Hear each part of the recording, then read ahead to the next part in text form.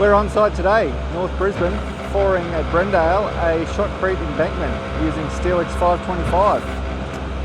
The dosage is 20 kilos a cubic metre and replacing heavy mesh in this embankment project. It's getting pumped obviously. The slump is only 70 slump, so even at very low slumps, SteelX pumps really without any issue at all. And there hasn't been a single ball that's dropped out of this truck. The reducer comes straight into a 50mm line round the corner here. So we'll just come up and have a look at the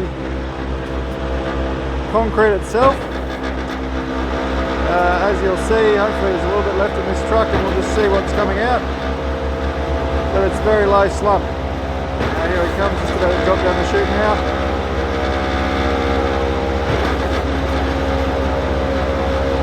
Just running at a 70 slump with a SteelX dosage of 20 kilos a cubic metre, and as you'll see, he's just repositioning his platform there, but as you'll see, it pumps very easily. So if you've got a Shotcrete job where you want to reduce crack widths or replace reinforcing, SteelX is a fantastic option. Pumps and sprays very well. I'm Ruben Ramsey. Please don't hesitate to reach out to us.